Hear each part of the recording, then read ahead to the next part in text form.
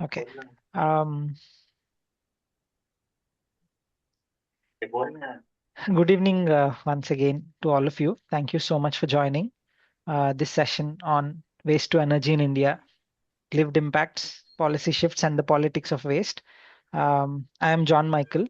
I'll be moderating the session this evening.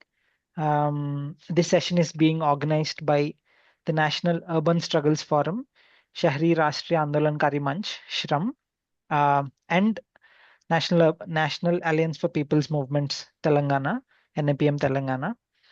Um, we have four speakers today, and we will be delving upon what kind of increasing push the government has been doing in promoting waste to energy plants to handle waste, uh, how it affects the climate, environment, how it's affecting people's health, and how it's even a huge, you know, uh, a loss to the public exchequer, uh, given that these are highly subsidized and promoted by the governments. Um, so before we go into the theme and details of the discussion, and before I introduce the speakers, I would like to request uh, my Sati Arvind from NAPM Urban Struggles Forum to please share about the forum itself. Yeah. Um, Thank you, John, for the quick introduction, and welcome everyone who's here. There are more people joining, so we are really glad that folks are joining in. So, a very quick introduction of who we are and why are we doing this. And first, I will do it in English, and then we'll quick have a quick recap in Hindi. Uh, I think most of us know each other through NAPM SHRAM, but there could be folks who are not there, so it's for everyone's benefit. We are NAPM SHRAM, and this is being hosted by NAPM SHRAM, which is a forum for urban struggles.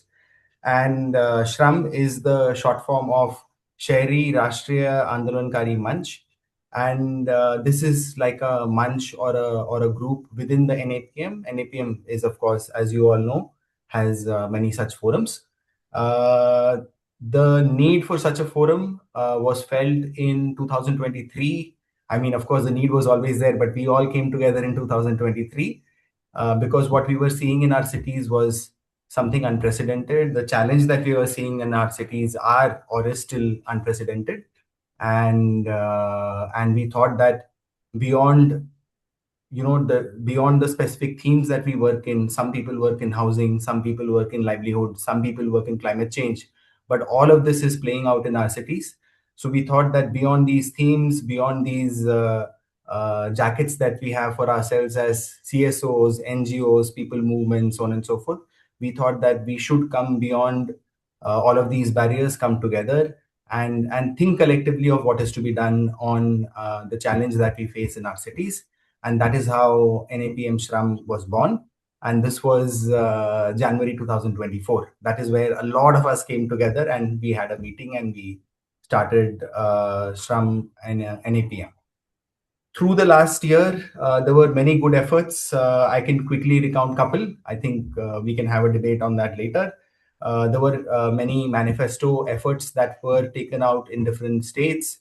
Telangana, Delhi being the noted examples. There were other efforts as well, but we also had a national level ideation process, and we call it a Shahri Sankalp Patra. Maybe we can share it in the chat as well at a later point, which was a very good document, and it's an idea document for what we stand for and what we believe in. And that was our fundamental beginning to the NAPM SHRAM process. In this year, March 2025, we all met again in Hyderabad, and that's where we collectively again decided that we have to meet more often, work more together with each other, support each other in the efforts, and understand, but also support and give solidarity, which is why I think that is the aim of NAPM SHRAM. And to close, that today is the 18th of December. So now onwards, what we are trying to do as a group, as a collective, is that every month 18, at least 6 p.m. to 8 p.m. we meet. But other than that, we have a WhatsApp group. We have this other forum and space to share new developments and key updates, so that we can work on issues, but also convene every month and take things forward. I will. Sorry, John. Should I just take 2 minutes more and repeat Yeah, in yeah, Hindi? yeah. Please summarize in Hindi. Sorry. Yeah, I think of all the things that we are seeing in the country, we can't leave folks out. So कोशिश ये है कि भाषा हमारे बीच में बाधा नहीं बनेगी. जो जितनी भाषा हम सबको आती है, I think we can do a better job. हम सरकार से ज्यादा अच्छा काम हम इंक्लूसिविटी में हमको करना पड़ेगा. तो उसकी कोशिश के साथ मैं इसको थोड़ा सा हिंदी में दोहरा देता हूँ. एनएपीएम श्रम का फुल फॉर्म है शहरी राष्ट्रीय आंदोलनकारी मंच. तो इसमें आंदोलन और आंदोलनकारी की बात की गई है, अर्बन स्ट्रगल्स की बात की गई है. तो हमारे शहरों में जो हो रहा है, ये अलग अलग इशू से परे और इससे बड़ी की बात है. तो हाउसिंग का इशू अलग, लाइवलीहुड का इशू अलग, क्लाइमेट चेंज का इशू अलग, हीट वेव का इशू अलग. ये सब हमको लगा कि बहुत बड़ा मुद्दा है, सबको साथ में आना पड़ेगा, साथ में सोचना पड़ेगा. ये कोशिश लगभग 2 साल पहले हुई थी. उसके बाद हम जनवरी 2024 में सब लोग साथ में मिले थे मुंबई में. वहां पर हमने तय किया था कि हम आगे कैसे बढ़ेंगे. अलग अलग मुद्दों पे बातचीत हुई थी. पिछले साल हमने एक शहरी संकल्प पत्र बनाया. इसके अलावा मैनिफेस्टोज पे भी काम किया गया और अच्छी एक शुरुआत हुई. इस साल हम फिर से हैदराबाद में मिले, जिसमें आप सब काफी साथी लोग वहां पर मौजूद थे. और वहां पर हमने ये तय किया कि हमको एक दूसरे के साथ सीखना पड़ेगा, समझना पड़ेगा शहरों के बारे में, नई नई नीतियों के बारे में, और उसके साथ उसमें साझेदारी के साथ काम करना पड़ेगा. और सॉलिडारिटी के साथ हमको एक दूसरे की मदद करनी पड़ेगी. तो ये एक शहर का मसला नहीं है, ये हिंदुस्तान भारत के अलग अलग शहरों का मसला है, छोटे बड़े का मसला है. तो साथ में सीखना और काम करने के लिए एनएपीएम श्रम है. हम सब उसके हिस्सा हैं. और इसके लिए हम हर महीने 18 तारीख को, आज दिसंबर 18 को मिल रहे हैं, अगली बार जनवरी 18 को मिलेंगे. लेकिन 18 तारीख से लेकर 18 तारीख के बीच में हमको काम भी करना है. उसके लिए एक दूसरे के साथ बातचीत करते रहेंगे. सभी साथी से रिक्वेस्ट है कि please share your email in the chat. हमारे कम्युनिकेशन में उसको हम यूज करेंगे. एंड देन आप आपके साथ बातचीत करते हुए अपने काम को भी आगे बढ़ाएंगे. तो इसके साथ हमारे और भी साथी हैं, वो अपना परिचय करेंगे. पर अभी टाइम की कमी को देखते हुए हम, John, over to you to take forward the discussion. Thanks. thank you, thank you so much, Arvind. Uh, Friends, uh, a lot of the conversation throughout the session might be in English, but we will try to uh, translate the summary of each speaker in Hindi. Um, so, uh, to a lot of us, this question of what happens to the garbage that we produce uh, is an answer. We do not have an answer to the question to a lot of us. A lot of people uh, produce garbage, discard it in their dustbins, and it is collected. And there, the question of waste ends. But another story begins there, which is the story of the municipal solid waste management. And informally and formally, there are millions of people who are involved and affected by how this waste is managed. Um, First, the garbage gets collected by garbage collectors, and then recyclables are picked on the roads by waste pickers. Uh, the recyclable materials often get, you know, sent to the system for recycling and usage again. Uh, the non-recyclables can be divided into wet waste and dry waste.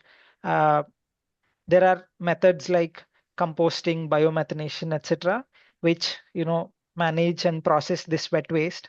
And there are uh, methods to manage dry waste, uh, such as dry waste collection centers, etc. Again, at municipal levels that manage this waste. But recently, in the last decade and more, the garbage that we've been producing in India is increasing leaps and bounds. and each city has doubled its garbage production just in the last 7 years. Um, in case of Hyderabad, where I belong to, we produce 8,000 metric tons every single day. This is for a population of about 1 crore citizens. Imagine the situation of waste that is getting produced across the country in metropolitan cities, in all kinds of towns, etc. Now, the recent trend has been to take this garbage and burn it in the name of production of electricity. This is also called waste to energy. So this is being pushed by the government very, very aggressively. We will listen to the speakers, how the policy is being shifted, how incentives are being created for the corporates to manage this waste in the methods of waste to energy.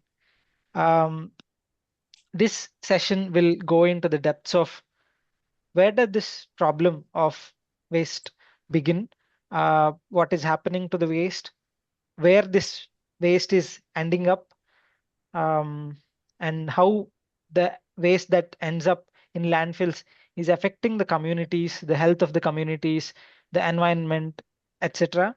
We will be listening to the case studies of Delhi and Hyderabad. Uh, and then we will also listen to how people are resisting these kinds of methods. Uh, Especially the story of Chennai is a very inspiring one in which the communities have come together to resist such a new setting up of waste to energy plant. And they have proposed an alternative that is actually viable, possible, and good for the environment and its people. So we'll be listening to all of that, and we'll also be listening to the way government is, uh, in many ways silently uh, pushing for this kind of incineration based waste management. Um, I'll uh, I'll quickly introduce the four speakers. Uh, First, we will have Shailesh Sandeep Raj from Hyderabad. Uh, Shailesh is uh, is a part of the Hyderabad uh, Joint Action Committee against dumping yard in Jawahar Nagar, where about 1 million people live. The dumping yard that has been set up there about 20 years ago has increasingly caused serious havoc in the lives and health of the communities living there. Alongside representing the communities there, he also has been part of the national campaign against the uh, categorization of waste to energy plants from red to blue. He is also part of the 2BHK Dignity Housing Joint Action Committee in Telangana. Uh, he'll be, like I said, he'll be sharing about the community's story, how the dumping yard and waste to energy plant are affecting them. Then after that, we will have Vishwaja Sampath. Vishwaja is a researcher and environmental health professional uh, who's been examining the health impacts of fossil fuels, air pollution, and climate change. Her work focuses on the effects of petrochemical industries and plastics on communities, as well as policy advocacy. Uh, she is part of Chennai Climate Action Group and Center for Financial Accountability. Um, and I'm very happy uh, both of them are here. The next speaker is um, Ranjit.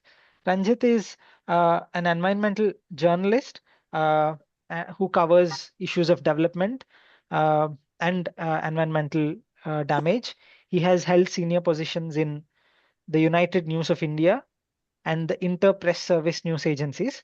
Currently, he writes around the issues around science and environment. He's been part of the struggle that the communities in Delhi have put up against the Okhla waste to energy plant. And this long fight and resistance is an inspiration to the rest of the movements across India uh, in how very, very, tiresome and Yes. difficult this struggle has been, and how again the communities are getting affected. And finally, we will have Aparna Rajesh. She represents the Forum Against Economic and Environmental Injustice towards Marginalized Communities. She's been part of the group which has authored a fact-finding report on the on a report called Living in Poison. This report has brought out the dangerous effects of dumping yard and waste to energy plant in Hyderabad. She also works with waste pickers and garbage collectors in Hyderabad. Uh, she's she has she's also uh, written an article published in the Quint about the story of Hyderabad. It's called "We Don't Need Electricity from Garbage. We Need Air to Breathe." That's the title of the article.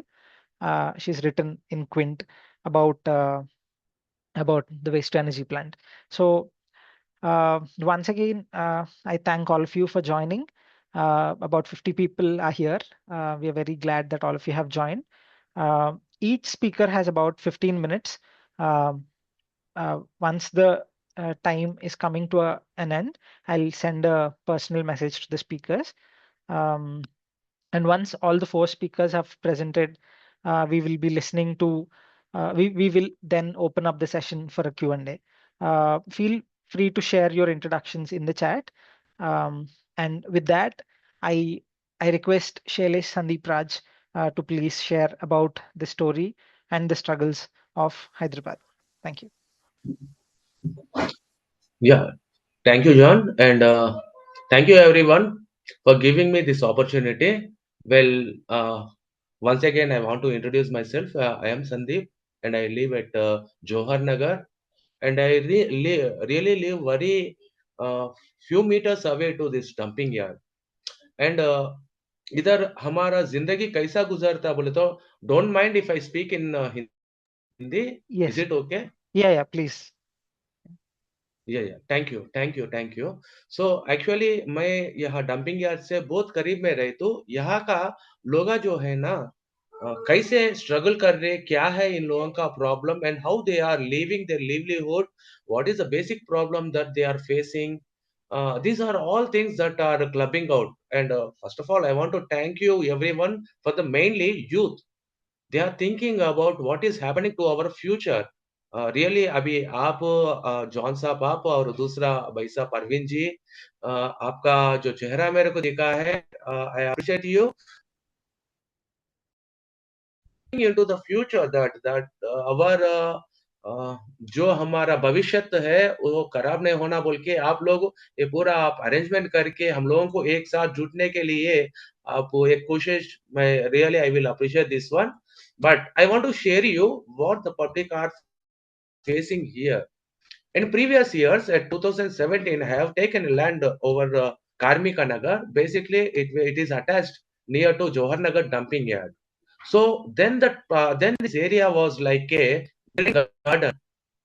एक जगह है means here Jawahar Nagar dumping yard का area जो है ना 339 acres का इसका land है इसमें 173 एकर्स जो है ना ये अपना गार्बेज के वास्ते यूटिलाइज के लिए गवर्नमेंट दे चुका है बाकी का जो हिस्सा है ना ये टोटली ग्रीनरी से भरना बोल के उनका इरादा था so at the time when I was taking this house over Karnataka, इधर पूरा सराउंडिंग्स था ये टोटली ग्रीनरी था इधर हम लोगों को खाने के लिए फल वगैरह फूल वगैरह वो पूरा दिखता था जानवर भी ज्यादा आते थे but over the time of period when COVID has come attacked our country after that initially these people are increasing this garbage ये कैसा ये लोग इंक्रीज कर रहे बोले तो totally they have captured till the living houses. What the Central Pollution Control Board norms are saying that garbage का जगह कूड़ा जो रहता है ना इसका बाउंड्री से 500 मीटर्स के आगे भरा रहना बोल के अपना सेंट्रल पोल्यूशन कंट्रोल बोर्ड का नॉर्म्स बोलते हैं लेकिन इन लोग क्या कर रहे हैं बोले तो इससे पहले इन लोग ठीक था इसके बाद में क्या हुआ बोले तो इनका मनमानी होके टोटल गार्बेज पूरा लेकर आके घरों के पास डाल दे रहे तो इससे क्या हो रहा बोले तो इधर का जो पब्लिक इधर जो लोग बसते हैं इन लोगों का ग्राउंड जो है ना totally polluted, it is polluted. इधर का जो ग्राउंड वाटर लेवल्स है वो भी टोटली पोल्यूटेड हो गई है। इससे लोगों का स्किन रैशेस हो रहा, और उन लोगों का बोले तो मेरा जो पहचानत का एक फ्रेंड है नियर बाय जो रहता है, उनका बच्चा इधर ही पैदा हुआ। He is suffering with lung infection. I am having इस टोटल रिपोर्ट। वो बच्चा कैसा फला, कैसा बड़ा हुआ। तो अभी वो बच्चा जो है ना 10 साल का बच्चा है। अभी उन्होंने हर एक महीने भी उन्होंने कंपलसरी हॉस्पिटल जाके टेस्टिंग करना पड़ रहा। तो ऐसे बहुत से लोग हैं। He is well sufficient to manage his family expenses, but there are a lot of people who cannot manage the hospital expenses. What about the people, those who don't have that expenditure? Nobody is looking after this issue. हम लोगों को एक उम्मीद था, जैसे waste to energy plant अगर इधर आए तो हम लोगों का जो कूड़ा है ये थोड़ा सैग्रीगेट होके निकल जाता बोल के हम लोगों को थोड़ा उम्मीद था। लेकिन देखते देखते क्या हुआ बोले तो इधर का टोटल एटमॉस्फेयर ही टोटल डैमेज हो गया। इसमें से जो वेस्ट टू एनर्जी प्लांट से जो Anna, स्मोक बाहर निकलते रहता है ना। Anna, one हाँ second. या tell. Can you maybe switch off your video because the voice is breaking? There is a network या issue, I guess. Sure. Yeah, yeah, yeah, now is it clear? yeah. It's better now. Yeah. या thank you, thank you. तो actually यहाँ का problem क्या हो रहा बोले तो इसमें हमारा उम्मीद था वेस्ट टू एनर्जी प्लान जो आया ना इधर, इससे हम लोगों का ये कूड़ा जो है ना ये खत्म हो जाएगा। हम लोगों को थोड़ा आराम से जिंदगी गुजारने का चांसेस मिलेगा बोल के हम लोग सोचे थे। But what is the reality after implementing this to waste to energy plant at our premises बोले तो इधर जो जवाहर नगर का जो डंपिंग यार्ड का एरिया है इसमें इंस्टॉल करने के बाद हम लोगों को वी स्टार्टेड सफर। कैसा ये स्टार्ट हुआ बोले तो first of all sound pollution. ये साउंड पोल्यूशन जो है ना हम एक्चुअली ह्यूमन ईयर्स जो है ना 84 डेसिबल्स तक जो आवाज सुन सकता है उसका बेर कर सकता है, लेकिन उससे अगर ज्यादा हो गया बोले तो दे विल गेट इरिटेटेड। तो इधर का जो दो भी अपना हमारा पास जो वेस्ट टू एनर्जी प्लांट है, जब ये इंस्टॉल कर रहे हैं ना वो टाइम पे इधर का साउंड लेवल जो है ना इट इज अराउंड 160 डेसिबाइट्स। तो जो सुनना उससे भी आगे डबल सुन रहे थे हम लोग। इधर का जितने भी लोग हैं इधर इधर जो लोग रहते हैं ना इन लोगों को पूरा सिर दर्द वैसा बहुत से प्रॉब्लम्स हुआ, हेल्थ इश्यूज हुआ। उसके बाद ये जो स्मोक निकलता है ना ये स्मोक भी इन लोगों को जानबूझ के नाइट टाइम में इन लोग स्मोक को रिलीज कर दे। दिन भर अगर आप ये वेस्ट टू एनर्जी प्लांट को अगर देखे तो इसमें कुछ भी नहीं जलता। it will look like some machinery is going on, something is going to happen there. Okay, they are doing a very good service over here, but what is exactly happening is you will look when the time runs around 10 p.m. अगर 10 बजे के बाद अगर देखे तो उधर से सुबह में 4 बजे तक भी इन लोगों का काम पूरा चलता। क्यों बोले तो at the time people will be sleeping, तब इन लोग का स्मोक जो है ना टोटली बाहर निकलता। इन लोग जो काम करने का है टोटल भी स्प्रेड होते रहता। थोड़े हमारा लोग जो है ना जागरूक होके है, इन लोग क्या क्या कर रहा है, क्या क्या इधर कारनामा हो रहा बोल के हम लोग total data day by day collect करके है हमारे पास स्टोरेज रख रहे। हमारा और भी साथिया है इधर अभी ये मीटिंग में। I think Kiran and other members has join this meeting. Anyways इधर का पब्लिक का सफर जो है ना क्या बोलते हैं పొయ్యిలో నుంచి వెళ్ళి పెనం పై నుంచి వెళ్ళి పొయ్యిలో పడ్డట్టు means can you anybody translate this word? It will be very helpful. It's it's like from the pan to the uh, stove. Stove. Yeah, like with the yeah, it was very bad situation. Yeah. So what we think that our livelihood will be different and somewhat better livelihood will be happen to our nearby areas like that we have thought, but nothing has been implemented and everything has been damaged in our area. So this is our problem which we are facing. Most of the people, those who live around this dumping yard, are from very poor people, and they are from very poor what we say BPL people are living over here. They don't have education. They don't have sufficient money to live. They don't have certain drinking water facility are also not here. Most of the people depend on this groundwater only, which is very harmful for them. And many times we have given representation to government regarding this water issue. Some areas has been fulfilled, and lot of areas are not at all filled till now with this drinking water, and they have uh, using this groundwater for their daily usages. So this is what happening in Hyderabad. Still now we are struggling. We hope that good days will come up. We are waiting for the good days. Anyways, I appreciate everyone for joining hands and coming together. What the problems are going on in India, everyone should know. Everyone should uh, अपना पास कैसा चल रहा बोल के सब जने भी जान के आ रहे अगर ले लिया बोले तो if somewhere some good thing have been operating, then we can adopt that thing. So this what I think, and anyways giving a huge time, I think so I have taken a 10 minutes of time. Thank you, John. I want to share other people's view also. Thank you. Thank you. Thank you so much, Anna. Uh, Arvind, can I request you to briefly share a Hindi summary of this? John, except for the आखिरी में जो संदीप अन्ना ने बोला, उसके अलावा बाकी सब मैंने चैट में डाला हुआ है। बस मैं चाहिए तो बहुत जल्दी बताता हूँ। ये जवाहर नगर डंपिंग ग्राउंड के पास इनका कम्युनिटी है, घर है, इलाका बड़ा साफ सुथरा था।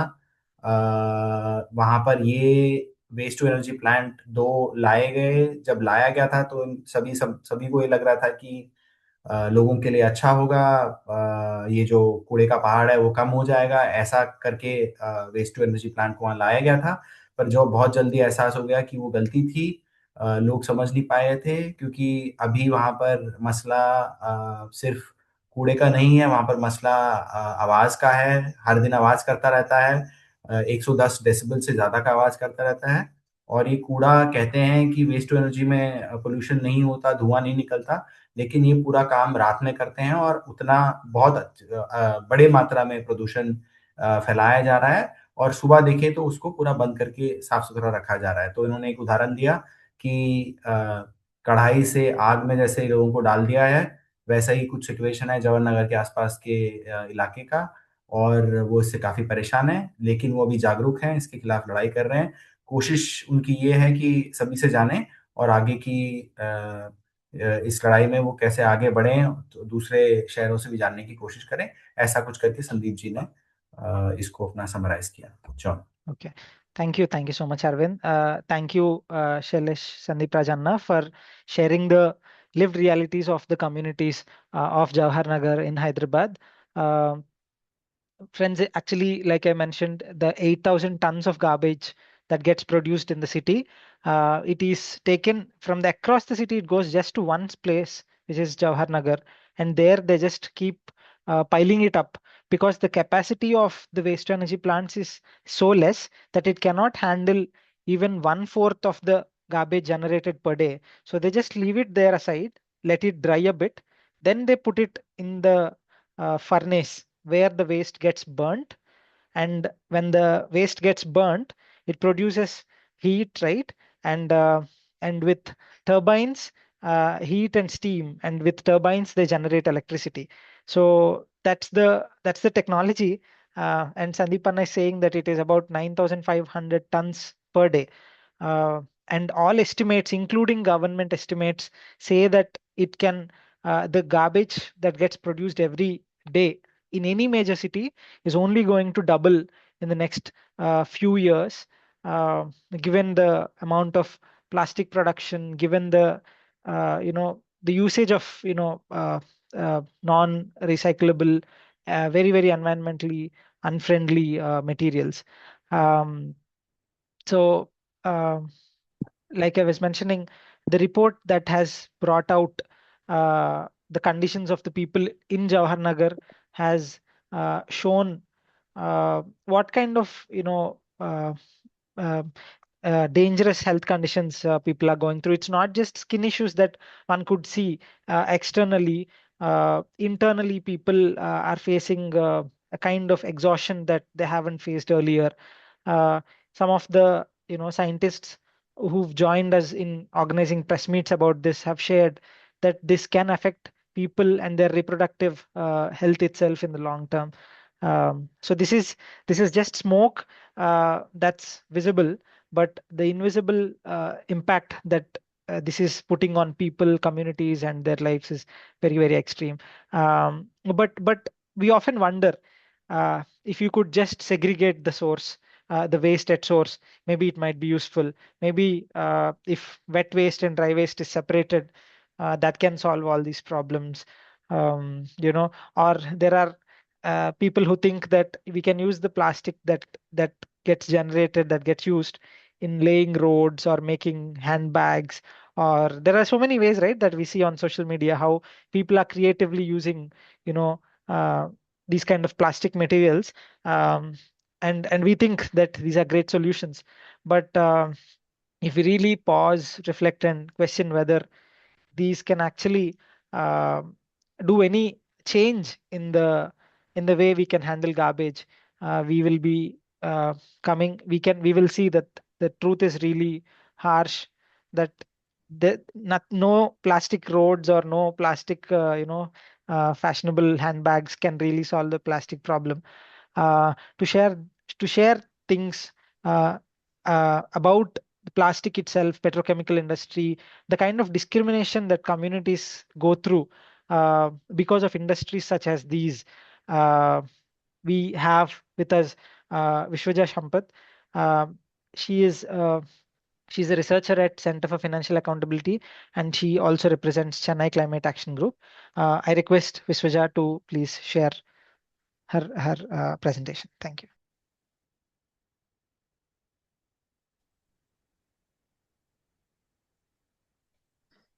Hi, John. Thank you so much. I have a presentation. I will share it. So kindly let me know if it is visible. And yeah, Yeah. I'm just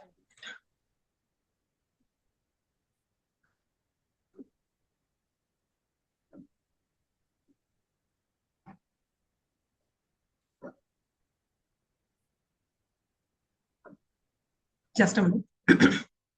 Yeah, sure.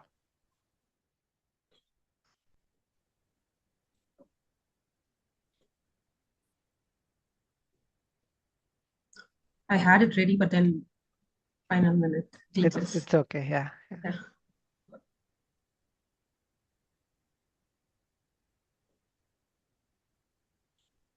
Mhm.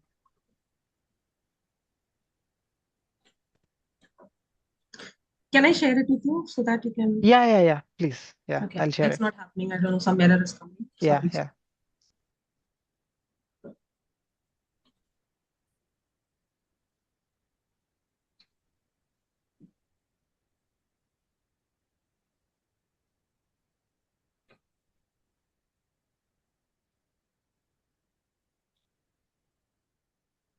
Yes, sent.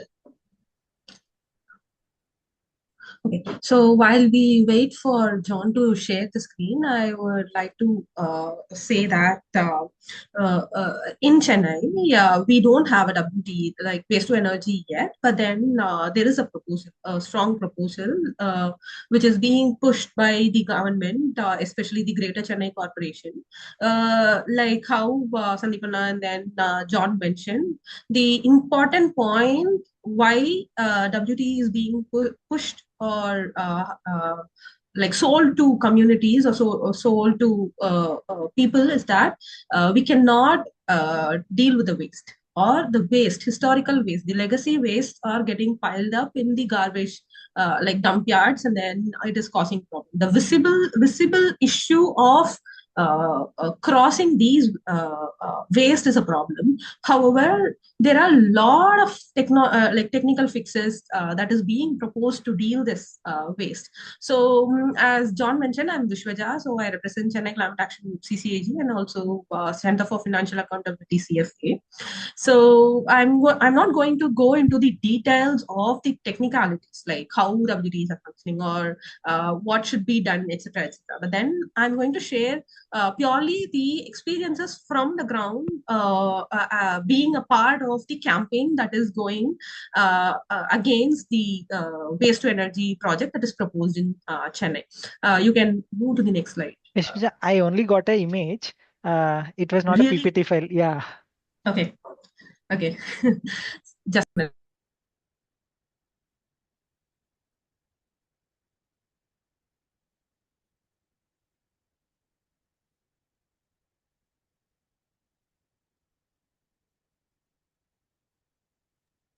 You're on mute. Is is it visible now? 1 second.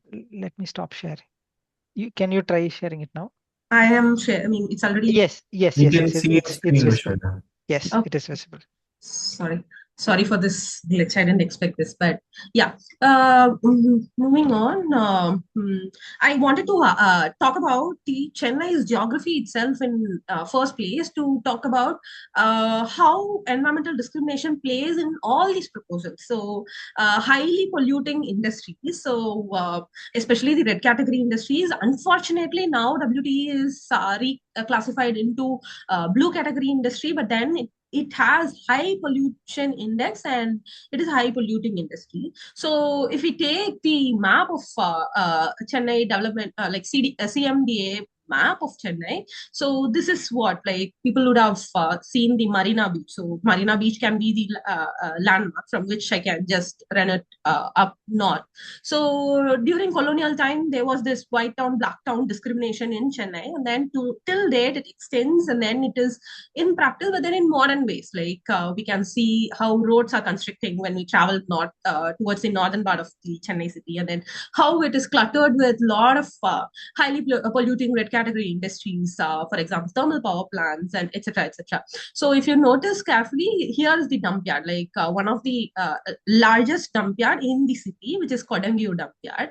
So here, just backside of this, the WTE plant is being proposed. So to add more context, if we travel further north, these are the industries, meaning this is just important and visible industries we have mentioned here. So thermal power plants and its fly ash ponds, and then ports, etc., etc. So fertilizer industries, etc. So I cannot go on and list all the 40 industries or more than 40 red category industries, but then they are concentrated here. And the proposal for WTE is made in this particular region, which is already facing a lot of pollution issues, not just air pollution, but also land and water pollution issues. So the proposal, so where we started the campaign is like with CFA, Center for Financial Accountability, in 2023. We got to know about this project, and then we wanted to see how we can take the campaign forward. And then after having sessions for communities to mobilize them, and then understand what the community's perspective on this particular industry, because we believe in communities' resistance rather than us going and saying that this is not needed. But then we have to understand. So that's where we started, had multiple sessions, public sessions. And then when the tender document, we were able to access the tender document, we realized that we have to analyze the tender document. And then we took multiple strategies to target the WT. And then one important strategy was to talk about the flood-prone areas, or the flood vulnerability, and then the wetlands in that region, because as you all know, Chennai is known for its flooding, etc., etc. So when we saw the tender document, it all looked pristine, and then it looked very clear of nothing major. But then when we wanted to plot it in the map, and then see whether the proposed site is really in low flood prone area, we found that it is not. It is located in high flood prone area, and it is also a wetland, so which is very important for the surrounding areas from being meaning from being not getting flooded during monsoon season, or during uh, uh, like unprecedented rain, etc. So this is the site that is proposed for the incinerator, the WTE incinerator. So, and this image we have taken it during non-monsoon season. So just imagine when it is not a rainy season, and we have taken a picture, and it shows that there are plenty of water, and then there are plenty of birds, like water dependent birds that are there. So when we raised it, and the bureaucrats weren't able to deny the fact that it is a wetland, and in one of the maps we saw that there was a water body, etc. And then finally, in unofficial conversation with the bureaucrats, they accepted that it's a wetland, but then it is important to deal with the waste. So that's the conversation that happens every time. And we also wanted to document the flora and fauna in that region with the help of the naturalist friends. So we did a survey there, and we realized that, again, this was during non-migratory season. We found that there were more than 54 bird species, and there were additionally butterflies, different butterflies, and other insects, important insects, which indicate that water is present in that region. So the naturalists actually told that since Pulicat bird sanctuary is also nearby, like around 20-30 kilometers from this region, birds can use this particular spot as a resting spot and then move to the bird sanctuary. So these were the findings that we got when we did the survey to this particular region. And all these were done in collaboration with various organizations. We formed something called as, initially we had something called as No Burn Chennai, and then we got more and more involvement from different groups working on waste or pollution in the city. And then we formed something called as Alliance for Incinerator Free Chennai. So in that, nearly 8 groups are there, and collectively we did all these things. So we were doing this, and simultaneously, we didn't realize that, but then simultaneously, the community, which were collectivized, which is called as Federation for North Chennai Residents Welfare Association, they were also working on, working on this particular issue of WTE. They were doing separate analysis, like understand how and what is happening. But then we got in touch with them, and then we did a site visit to this particular proposed site. So here is the proposed site, and we had the opportunity to take them to the field or the proposed site, and they realized that this is really something which is like they didn't expect to see here, because they thought, okay, behind the dump yard, like historical dump yard, nearly 50-60 years old dump yard, what is going to be there was the perception. But then when they saw this field, they were further determined to fight against this. So another important mileage that we got in this campaign is we did a site visit to 10 metric tons per day capacity of an incinerator. It's not a WTE, but then it's an incinerator. So there we met the community, and then we understood that it was functioning in complete violation without any permissions, etc. We did a fact-finding report of that particular incinerator, and also we made into another incinerator facility. That's incinerator facility, 15 metric tons per day. So we made with the help of ward councillors, etc.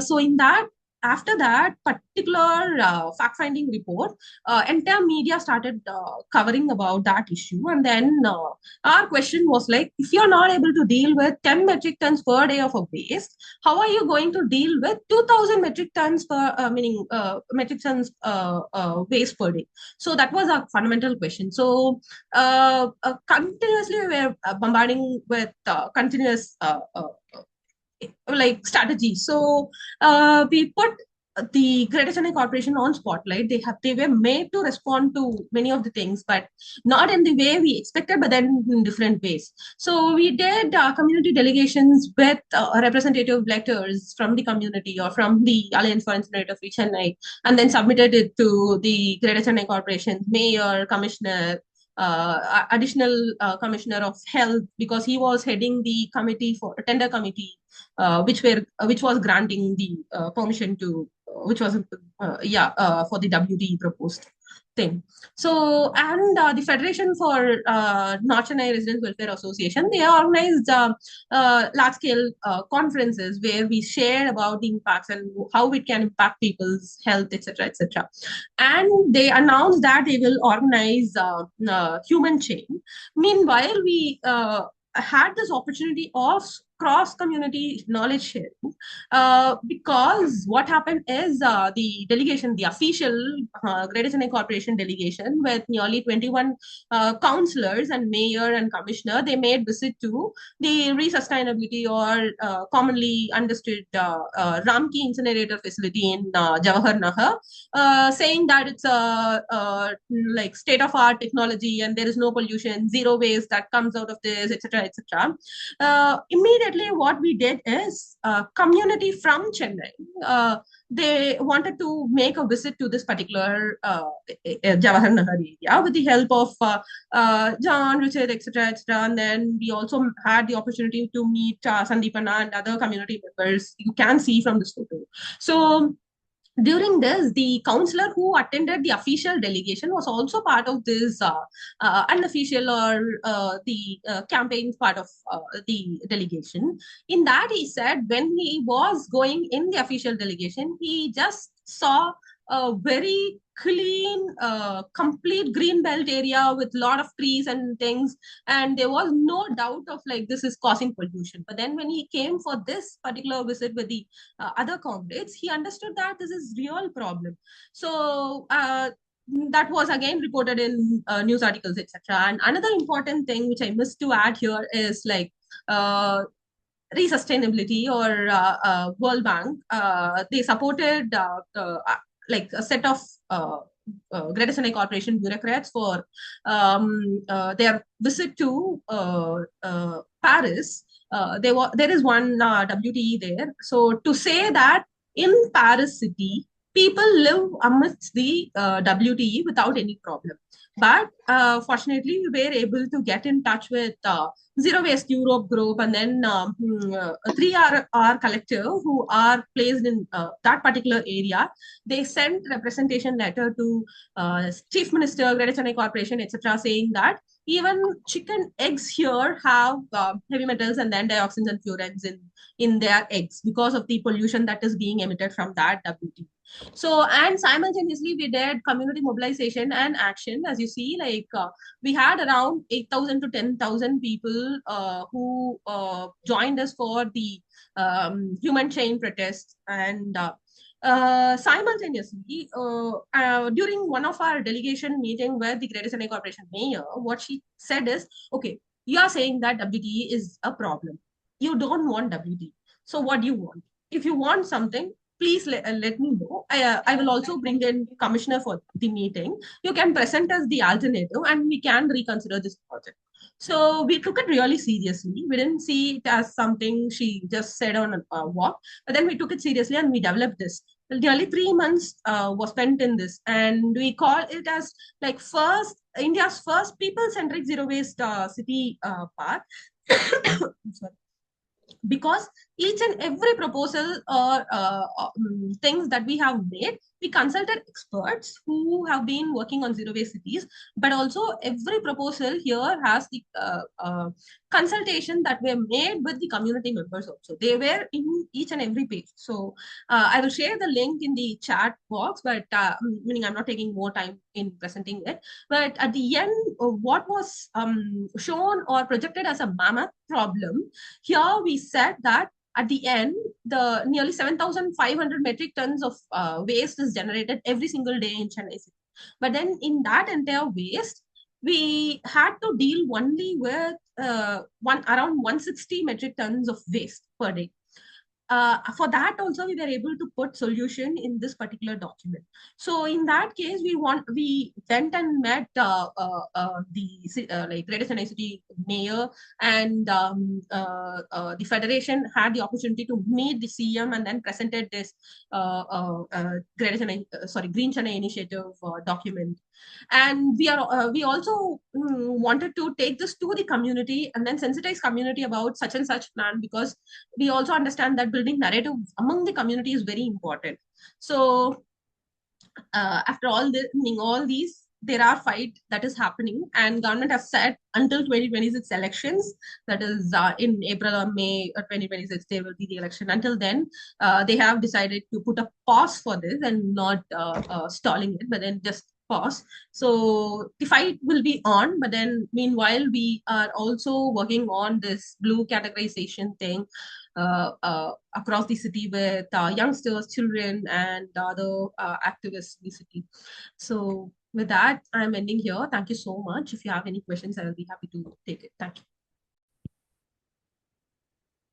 you. Thank you so much, Vishwaja. It's a very, in a very short time, a detailed presentation about how it all started, where this was planned, and how the communities have resisted, even taking up this fight to the level of the Chief Minister.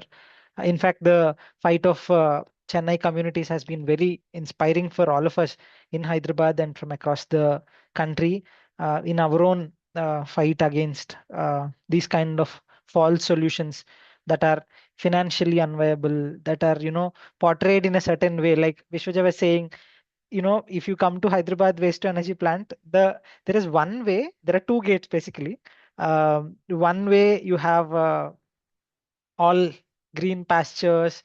It looks very, posh, and it doesn't smell. It's continuously, um, cleaned. And when you enter from that side, it looks very different. But right behind the waste to energy plant, there are so many communities living. The leachate water that comes out of this garbage, flows through the colonies and communities right where Sunil Anna lives, Sandeep Anna lives. So yeah, so thank you so much, Vishwaja. Yeah, please.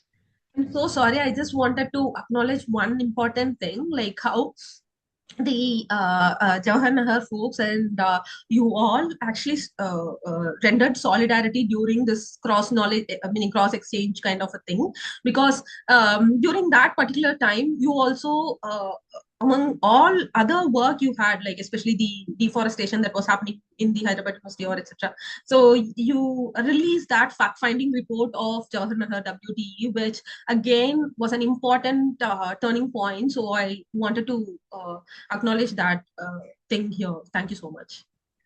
Thank you so much, Vishwaja. Actually, that's the kind of solidarity that actually strengthens movements, and we're very happy that the timing of the release of that report has actually catalyzed Chennai's demands to actually look at this not very simply. Um, yeah, thank you once again. With that, I would like to move to the next speaker. Uh, Ranjit Devraj. After all the speakers present, then we could open it up for questions.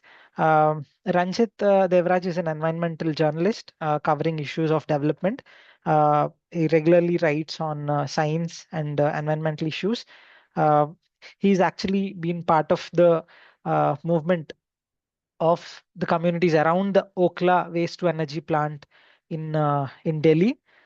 More than a decade of long fight on all fronts, legal, fight with the ministry and raising the conditions of the communities. Ranjit, can you are you here?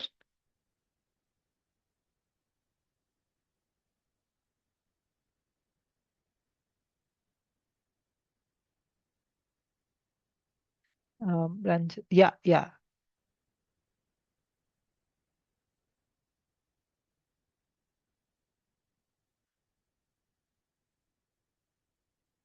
Um, Ranjit, can you listen to us?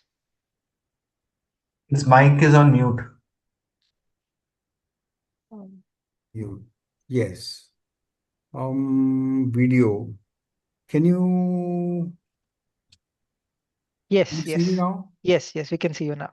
I'm sorry, I'm in a place where things are not very clear. So, um, Yeah, please go ahead. sorry. So shall I begin? Yeah. Please.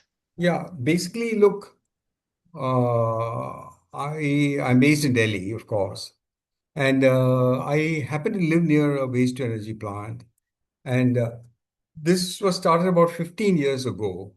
Now we have been litigating since before the establishment of the plant, in the sense that we filed a PIL in the Delhi High Court, but nothing happened.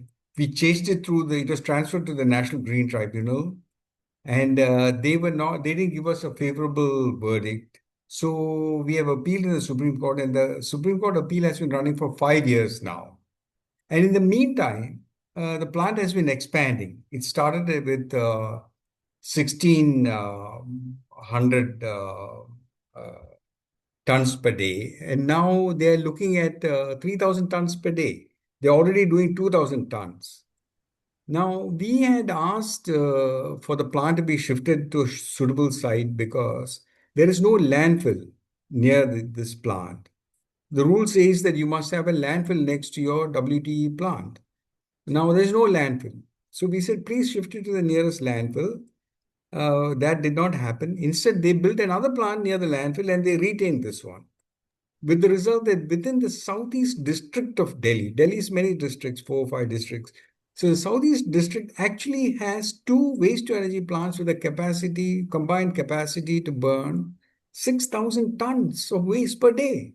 Now, if you look at Delhi, you'll find that I can send you articles that have been written about how the areas around the waste to energy plants have the worst air. And you know that Delhi is really, really suffering from truly noxious emissions coming from all kinds of things. There are coal-fired plants, etc. But these waste energy plants are located within the city.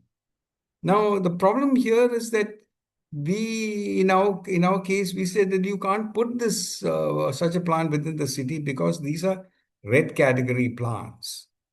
Okay. You have red, orange, green, white categories. Red categories are not eligible even to apply for permission to run within city limits. You also have, the other categories. Now, what they did was they created a new blue category to accommodate waste energy plants. They have no other strategy to deal with waste. The Delhi produces around 12,000 tons of unmixed, unsegregated or mixed waste per day. And they have no other means of dealing with that waste, no composting, no segregation even. The only method they know, the only method they're implementing is waste getting incinerated with the help of diesel, because unsegregated waste is actually also low calorific value waste. It is also very, very toxic because you have plastics, you have all kinds of things, batteries, what have you. It goes into the mix because there's no segregation at all. So we are looking, if you look at Delhi, you'll see the dangers of incinerating unsegregated waste using diesel for combustion efficiency. I mean, and even then it's not very efficient. See, diesel again is fossil fuel, etc. And then there you have fumes coming out of the diesel, apart from all the other things, the organics, the plastics, all of these things. So it is no surprise that Delhi is so polluted. The problem is that the authorities don't want to admit it. We have something called GRAP, Graded Response to Pollution Levels. Right now, Delhi is on GRAP 4. The graded response is hit 4. That's the extreme thing. So even GRAP 4 does not include waste to energy plants. How come? We are asking them, look, why don't you include this in the GRAP thing? If you are serious about fighting pollution, you cannot incinerate waste. It's as simple as that. So now in the case of the Okhla plant, There are many Ranjit, more. can I trouble you? If you can speak a little in Hindi also, so that we get a summary, it will be better than translation in chat. Sorry, Okay, yeah. but you guys are sitting in Hyderabad, no? Yeah, Oh, no, but a lot of us are also not speaking in Hindi, which is if why. Oh, okay. this is No from problem. I can speak in Hindi also. So please, Uh, Hindi and English, mix it, please. okay, Huh? I'll Thank mix it. I'll you. mix it. Thank After you. all, we don't segregate. No, everything has to be mixed. So the garbage coming from me will also be mixed. Okay. So, uh, so as I was telling you, they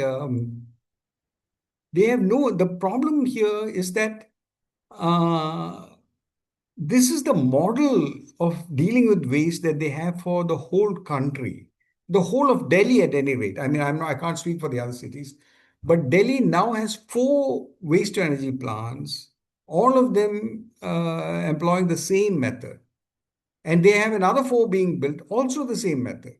See, these are plants. The problem is that these plants are designed to burn mixed waste. You see, they don't want to segregate the waste. They're quite happy with unsegregated waste because the boilers are designed to burn unsegregated waste. They're not going to change that strategy. They think this is the most efficient way of getting rid of the waste. But of course, what are the consequences? Large amounts of emissions, toxic emissions, dioxins, furans. These have been tested time and again. They've been fined for it, but they have no interest whatsoever in improving their technology. And this is unapproved technology. The technology approved is to convert the waste into refuse derived fuel, RDF, briquettes, or whatever, to improve the combustion efficiency. But they don't do that. They bypass that whole thing. They even claim carbon credits for converting waste into RDF, but they do not have the mechanisms or the units or factories, whatever, to convert to RDF. They simply incinerate directly with the help of diesel, as I said earlier. So this is the problem that you have not only in Okhla, in Narela, in Ghazipur, in all the plants that are coming up. They have no difference at all. So Delhi continues to suffer because unlike the coal-fired plants, which have some control and they're some distance away, these are within the city. And these are poisoning people. People are suffering immensely. Uh, so somebody wants to know if this is for WTE specific discussion. What am I supposed to say about that? Anyway, I'll wind up pretty soon. I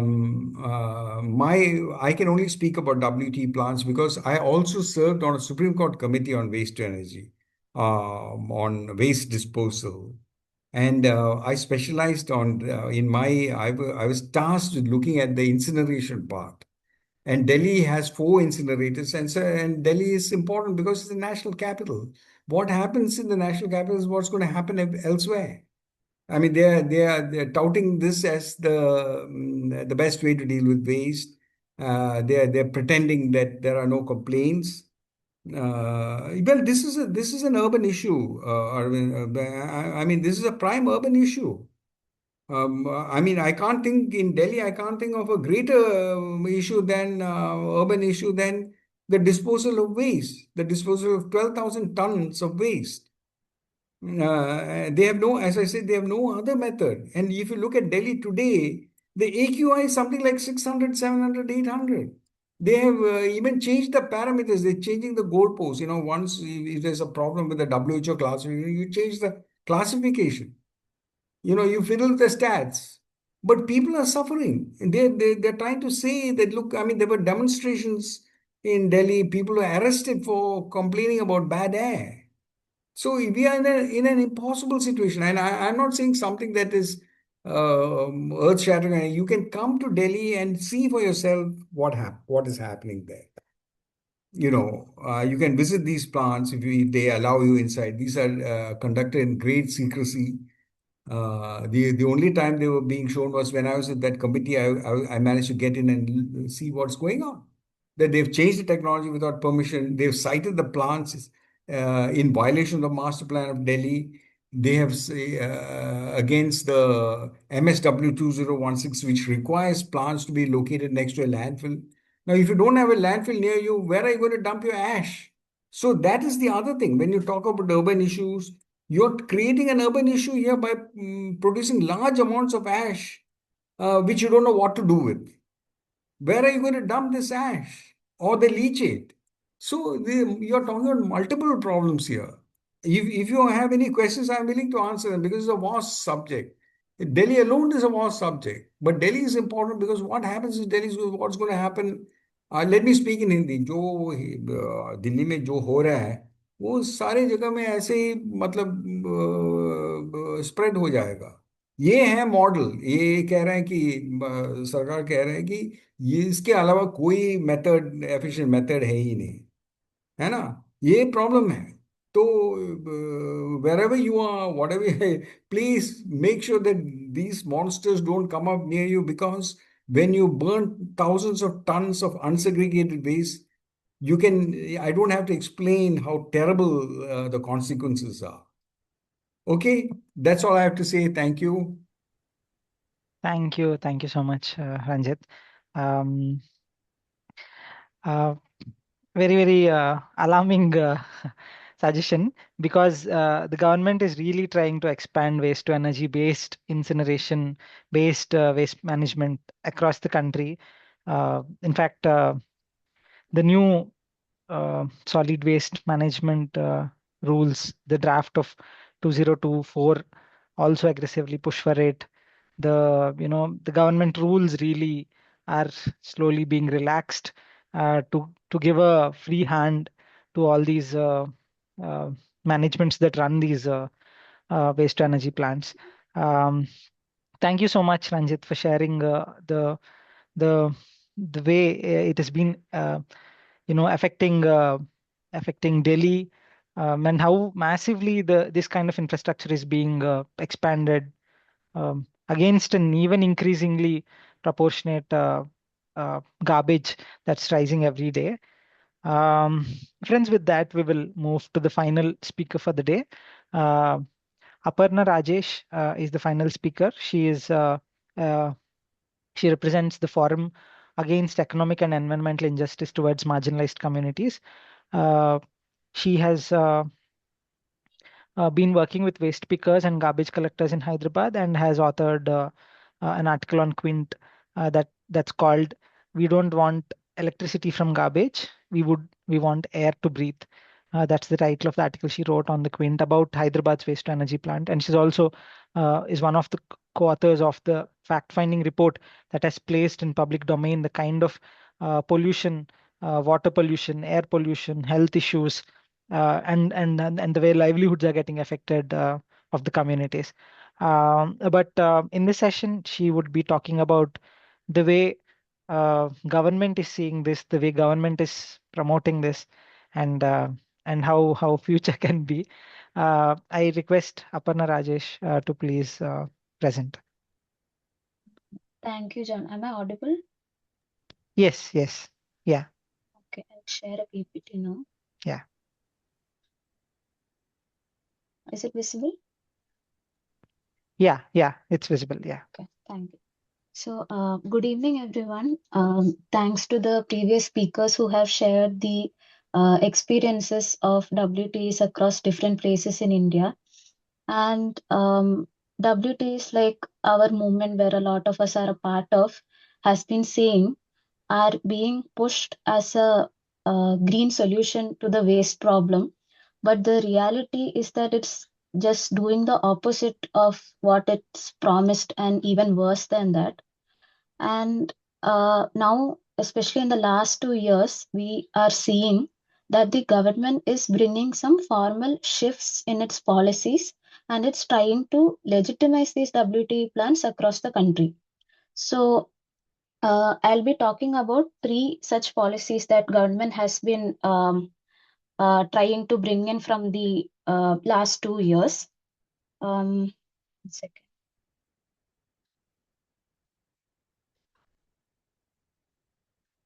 Yeah. So the first one is categorization of WTEs into blue category, since now it's been considered as environmental essential services. The second one is the exemption from prior environmental clearance for solid waste management. And the third one is the solid waste management rules 2024 draft. So first, I will talk about how and why the WTs are now put in this newly created blue category. It was previously in the red category, and these categories are decided in terms of the pollution index of different industries.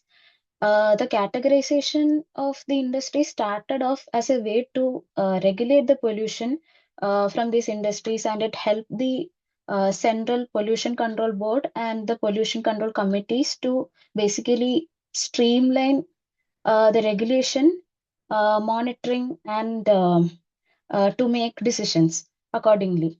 So the categorization right now goes like this. Red category for the industries with a pollution index of more than 80, orange 55 to 80, green 25 to 55, and white for the industries with pollution index less than 25. And then like now they have begun this new category called the blue one, and there is no pollution index attached to this category, and it is for they are saying it's for the environmental essential services. Now the rationale according to them behind this categorization is that the household wastes are inevitable, and hence these facilities that are dealing with waste need to be considered as essential service. And one important thing that we have to remember here is that uh, in the same report that this classification was done, the Pollution Control Board mentions that the pollution index of WT is 97.6, which is one of the highest. And it is the highest in the blue category itself.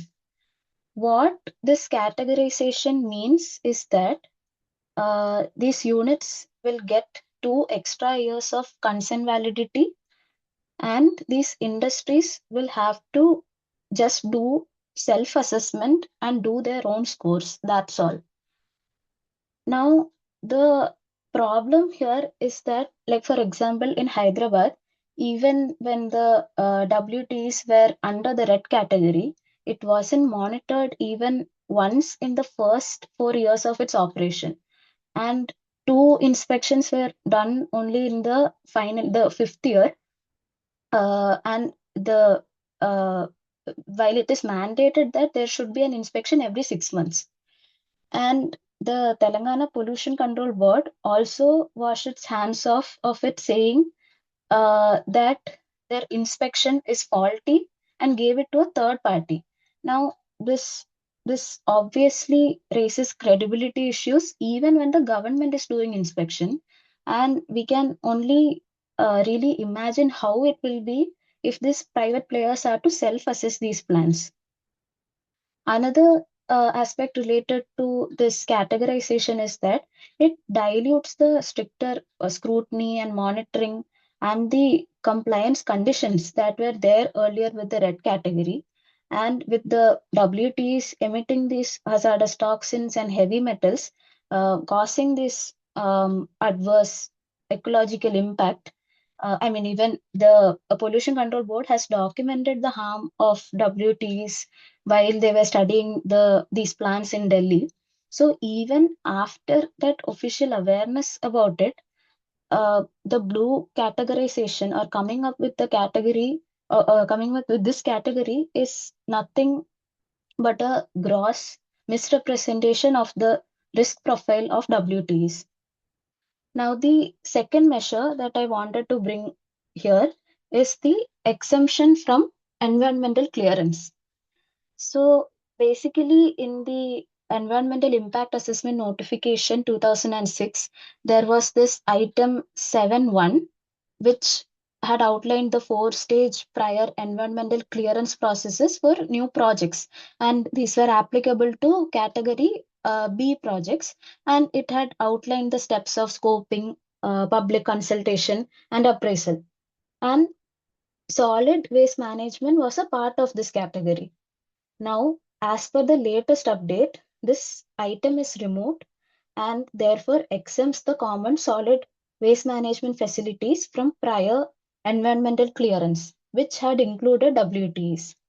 Now, the rationale that they are giving is that solid waste management is under Water Act and Air Act, and therefore already go through stringent monitoring, inspection, reporting, etc.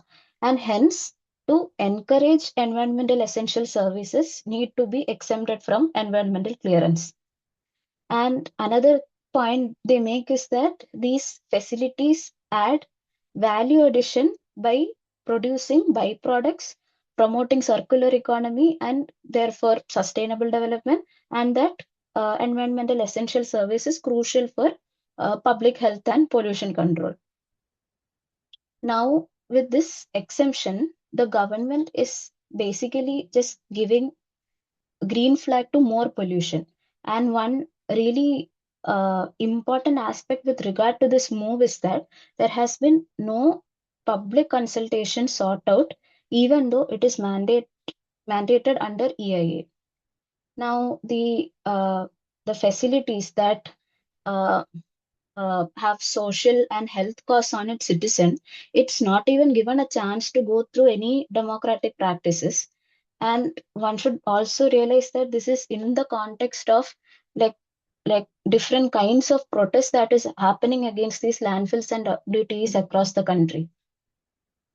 Now, what this means is that the more nuanced approach that was mandated in the environment impact assessment, like for example, the roles and responsibilities of the stakeholders, all of this is being ripped off, and it is just moving to mere punitive measures like fines or penalty after the pollution or the damage is done.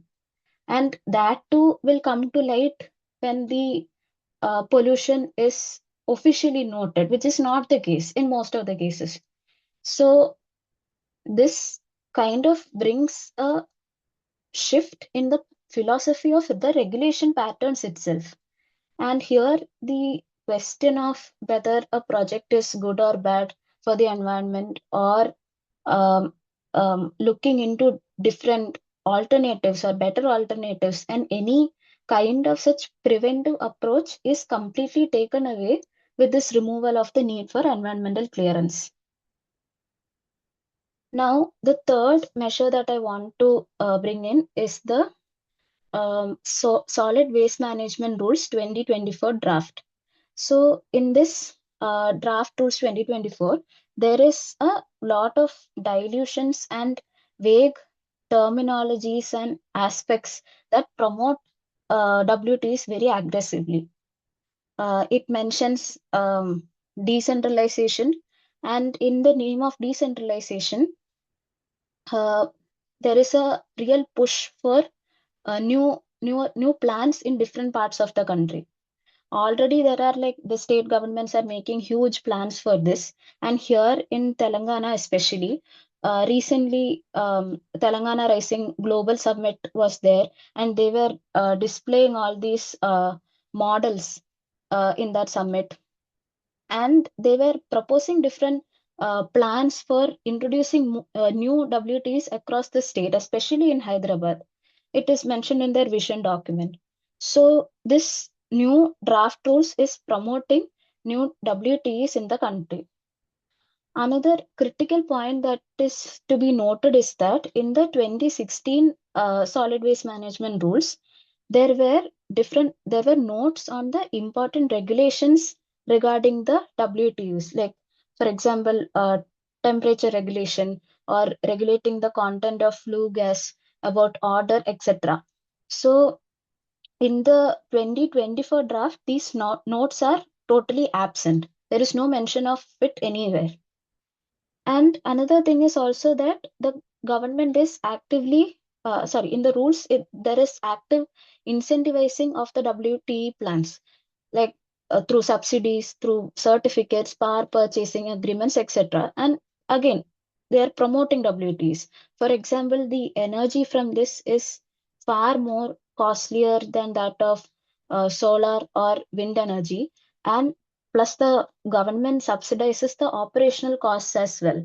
So with the use of public money, basically the government is actively promoting pollution.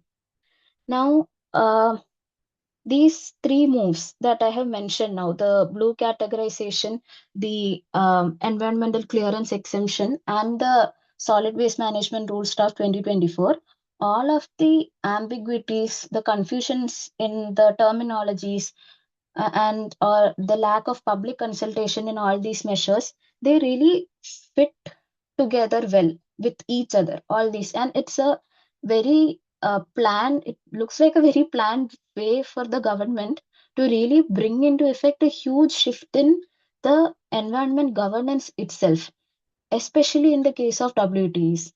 Now, a movement across the country is like demanding to revoke EC exemption, reclassify WTE as red category, stop subsidizing WTE and postulating it as renewable energy, and instead move towards policies of zero waste, putting the actual polluters, the corporations, accountable, and go into a real decentralization that is people centric and environment centric.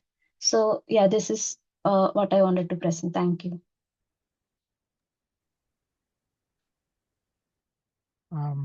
Thank you so much, Aparna.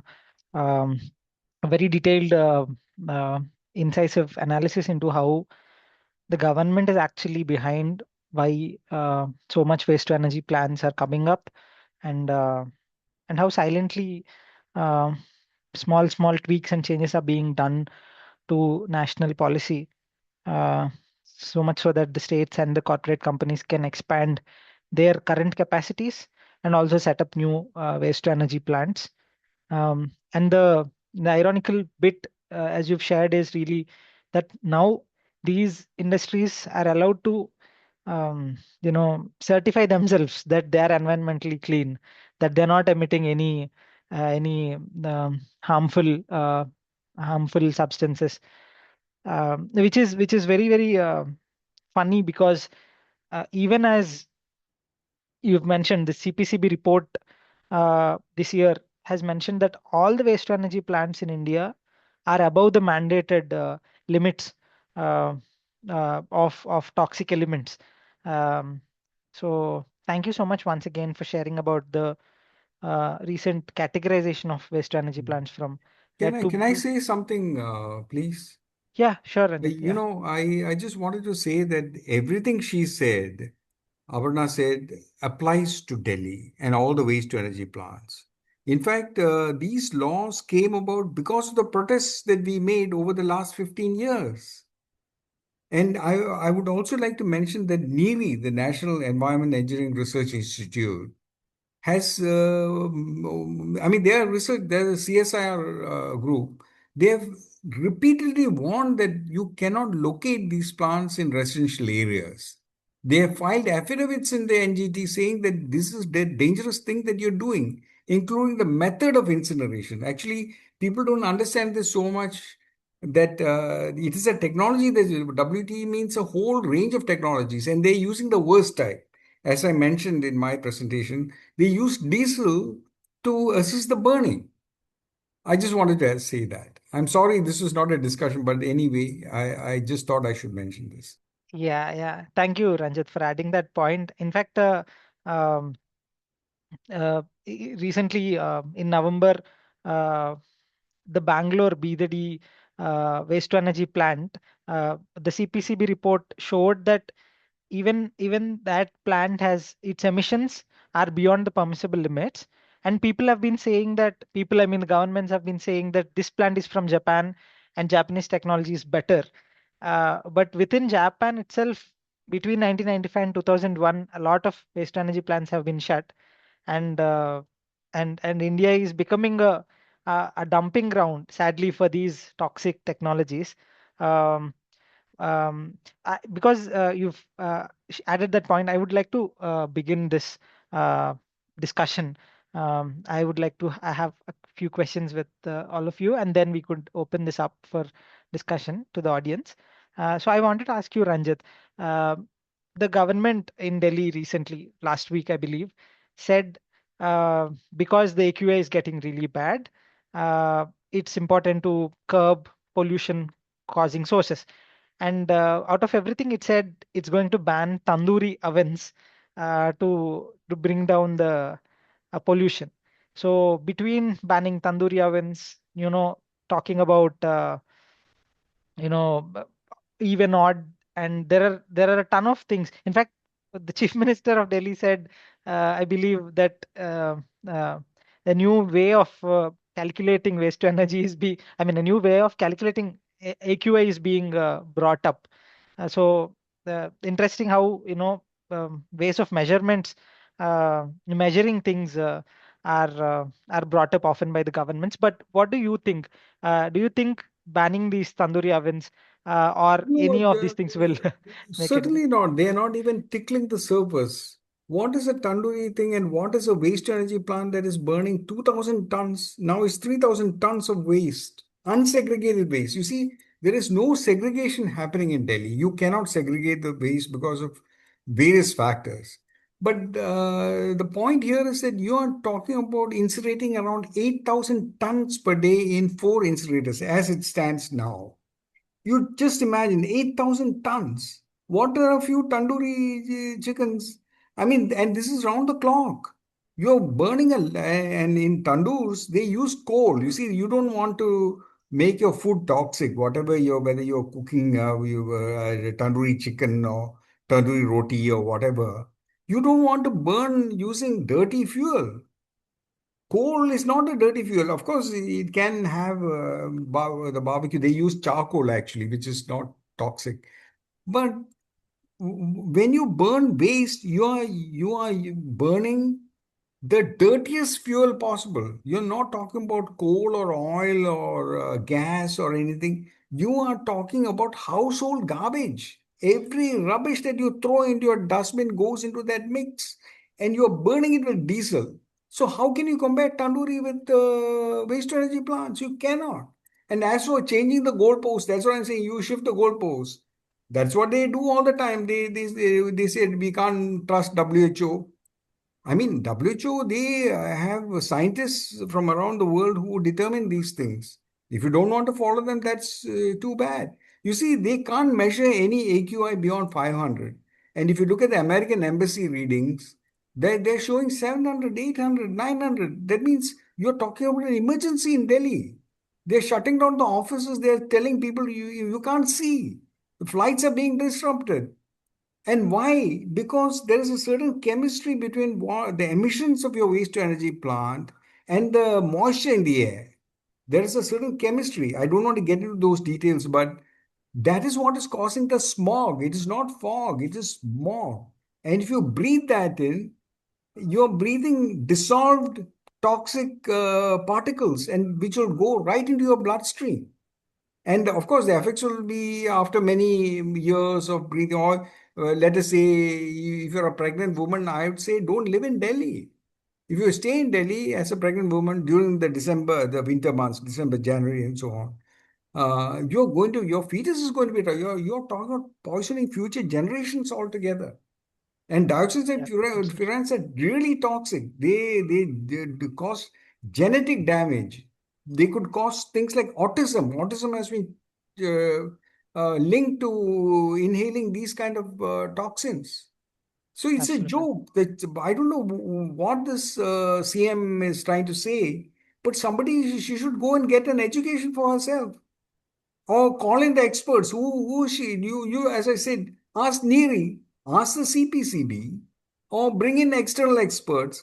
The thing is, they don't have the mechanism to test for dioxins and furans. You see, it's a complex thing, you know. Yeah, absolutely. In fact, in Hyderabad, the State Pollution Control Board, who has been tasked to check for these emissions, said because they have equipment that's not working, they have a faulty equipment, and they've given this testing to a third party, and the third party's report has been added to the CPCB's report. Even when it is an external third party, it's still, it still has shown emissions. And another thing that you mentioned, the dioxins and furans. Delhi's waste to energy plants reports have shown how high dioxins and furans are present. But Hyderabad said it is 0.00, which is very, very suspicious. Thank you, Ranjit, for sharing and answering.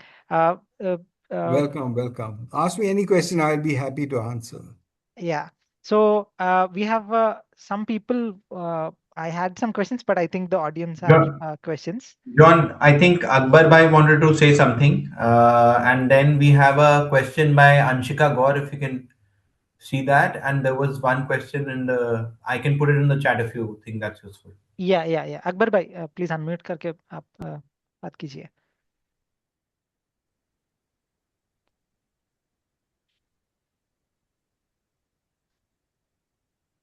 Akbar bhai, actually, in Delhi, there has been a huge movement right before the elections around waste to energy plants itself.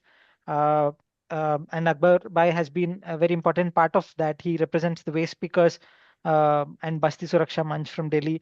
Uh, Friends, there has been a concerted effort against uh, these expansion of waste to energy plants. In after, like Aparna said, the categorization of this technology and this industry from red, a danger and an industry that has to be properly, um, properly evaluated. From red, it was brought to blue, and the national campaign against red to blue categorization has been happening, in which a postcard campaign was conducted, sending postcards to the Pollution Control Board, uh, National Alliance for Climate and Environmental Justice, NASEJ, has actually released a statement demanding so many things that Aparna has also highlighted. In Bangalore, uh, also press meets were conducted which have shown that the plant there has been very high in its emissions.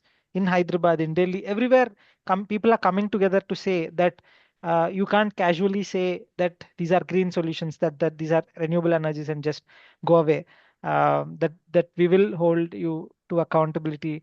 That's the spirit with which movements are emerging across the nation against these toxic technologies.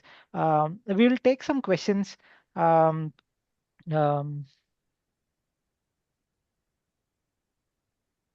Arvind, is it who was it that you've shared? There is a question. ये अकबर भाई, आपको अपनी बात रखनी है? अकबर भाई, अभी आप रख सकते हैं, और हिंदी में किसी और को बात रखनी है, प्लीज रख दें. काफी डिस्कशन अंग्रेजी में हुआ है, बट अगर आपको कुछ भी पूछना है, बात रखनी है, प्लीज रखें. यहाँ पर there is Amrit Raj who's asking a question. Can you see the questions, John? There is, Yeah. there is one question on CPCB published any documentation of parameters they considered to classify WTE as essential environmental services. That was one. What about then there is Shishir Das who's asking for micromanagement of solid waste through silo technology. And I think these are, and what is the solution? Shaheen is asking, or what is the solution for legacy waste that is already unsegregated? So these are the set of questions that we have at this stage. There could be some other, I'll locate them, but if you or the group wants to take something, they can do. Yeah. Aparna, can you take this question on uh, the criteria for categorization? And Shaheen has asked the second time on solution for legacy waste. That in fact actually brings me to the point that while we discuss different ways of how we can tackle these waste, um, the question of how much waste is getting produced, how much and what constitutes this waste really comes to the surface. Vishwaja, could you share your thoughts on what could be, you know, uh, ways that communities and governments could come up with to solve this, or ways with which it can be handled? Chennai stands at the forefront. Shall I go now or after Aparna? Yeah, you go first, then Aparna could. So this is regarding the legacy waste, how to deal with it, right? That's the important bit. Okay. So that's an important question. So here also everybody deals with the legacy waste. Right now, biomining is being said as the solution, but it has its own demerits. We acknowledge the demerits, but then there is really no other go in which it can be dealt. So yeah, that's the straightforward answer. So I don't want to beat around the bush. So that's the only thing which is being pushed right now. However, the daily waste that is being generated, we can deal with it. So it starts with a proper system. Just segregation at the source is not sufficient. If we segregate at source, then what happens after it is being taken by the garbage collectors, waste collectors? So all these things come into picture. So for that one, the in Green Chennai initiative, that document we have meaning said in detail how these things can be addressed. So separately for the organic waste or the compostable waste, the other thing is the plastic or non-decomposed waste. So yeah. Thank you. Thank you, Vishwaja. Aparna, would you like to answer? Okay, she has shared a Yeah, document, a I've CPCP shared that report. link to the person who asked the question. Yeah. So this document really outlines what criteria has been laid out in the reclassification. But this reclassification is being challenged across the country because, like she has shared, it really puts the certification in the hands of the. It's like putting a keys of the house in the hands of a thief. Really, you cannot trust the corporates who are really, doing running this industry for profit to say that uh, to say honestly what kind of emissions are coming. In fact, in Hyderabad waste to energy plant also, uh, a 6 month mandated report of emissions has not been given in the 3 years of its functioning.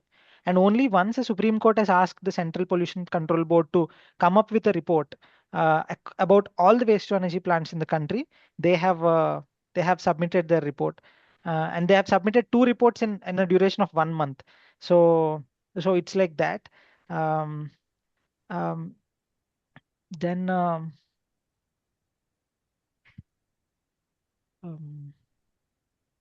Anasuya, Anasuya, would you like to ask the question directly? Yeah, actually, I'm just wondering, we have this Swachh Bharat mission, correct?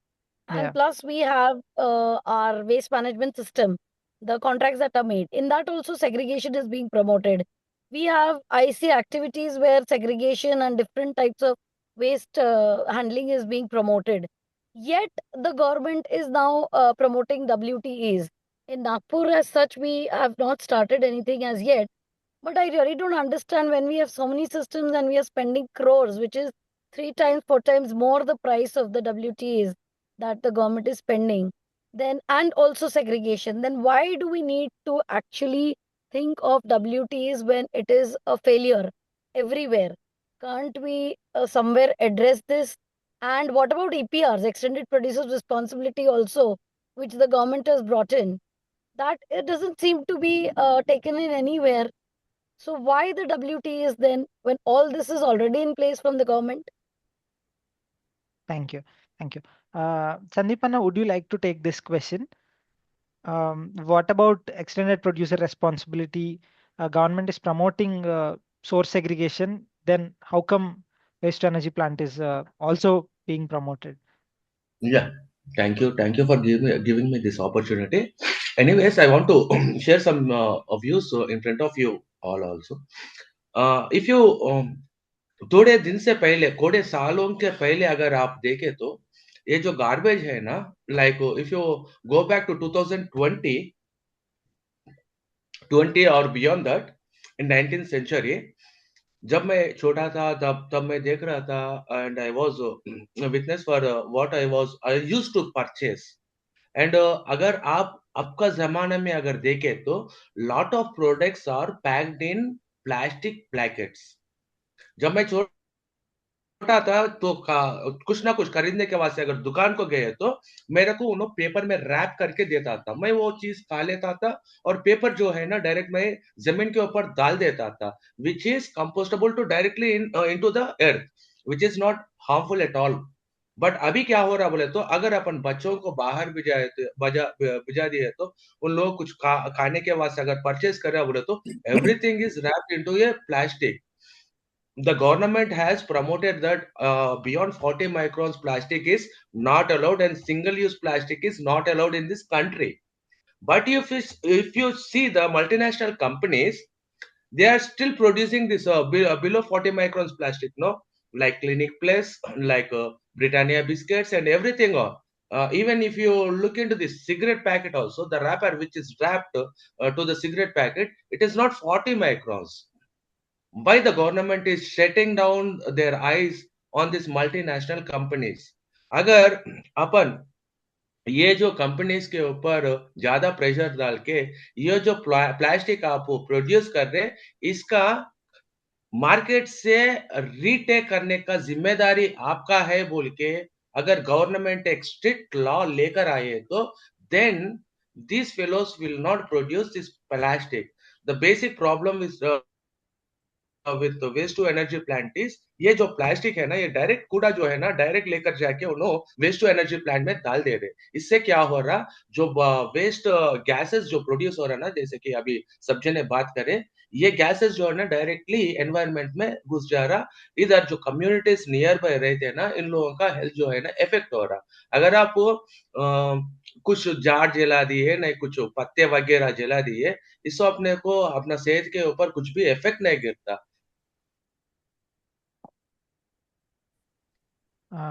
Thank you so much, Anna.